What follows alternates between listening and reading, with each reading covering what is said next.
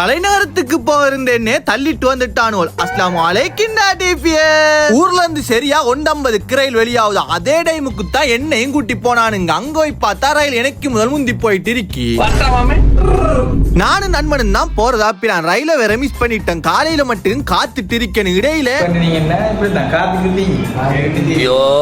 சாமி விடியச்சாம 5 மணிக்கு தான் பஸ் ஒன்னு இருக்கு தலைநகரத்துக்கு போறதுக்கு. அது மட்டுக்கு நண்பன் விட்டே கிடந்து தூக்கத்தொன்ன போட்டுட்டு எழும்பிட்டு வந்துட்டோம். நின்று நாளைக்கு போகலாம் தானே கேட்டீங்கன்னா எனக்கு ஒண்ணு இல்ல. பக்கத்துல இருக்கிறவனுக்கு நாளைக்கு கட்டாயமான மெடிக்கலாம். அதுக்காக வேண்டி போயே ஆகணுமா. சரின்னு சொல்லி ஆளுக்கு 3 பராட்டா வாங்கி எடுத்து தின்னு போட்டு 5 மணி பஸ்ல ஏறி அப்படியே தலைநகரத்து கிளம்பியா. ஒன்றையும் பார்க்கல. பயங்கர நித்திரவரி. ஏறினையில இருந்து இறங்கு மட்டுக்கும் படுக்கிற எலும்புற படுக்கிற எலும்புற படுக்கிற எலும்புற இப்படியே இருந்தேன். சரியா 12:30க்கு தலைநகரத்துல அடிச்சாங்க. அங்க இருந்த ரூமுக்கு கொஞ்ச தூரம் தான் நடந்தே வைத்தோம். போற வழியில அன்புள்ளங்கள் நான் கண்டு கேட்டாங்க, என்ன ப்ரோ தலைநகரத்துல கிடக்கிற மாதிரி இருக்குன்னு. சின்னதொரு வேலையா வந்தேன். இன்னைக்குள்ள பெய்த்துறோம் ப்ரோன்னு சொல்லிட்டு அவங்களோட அழகா கழிச்சு போட்டு ரூமுக்கு போய் குளிரெண்ண போட்டுட்டு மிச்ச நாளைக்கு பிறகு வளமையா சாப்பிடுற பகல் சாப்பாட்டு கடைக்கு கிளம்பிட்டு அங்க போய் சாப்பாடை வாங்கி எடுத்துட்டு வரக்குள்ள நண்பரும் பயணத்தை முடிச்சிட்டு அங்கே சாப்பாடு வாங்க வந்திருந்தான். சரி அவனோட ஏறிட்டு அப்படியே ரூமுக்கு போய் அழகா திண்டு முடிச்சிட்டு எடுக்க பரிஸ்டாவில இருந்து வாடிக்கையாளருக்கு சாப்பாடை கொண்டு போன இடத்துல அவங்க இல்லையா, அதால ரூமுக்கு கொண்டு வந்துட்டான். குடிப்பண்ணு பார்த்தா சுடுங்கானா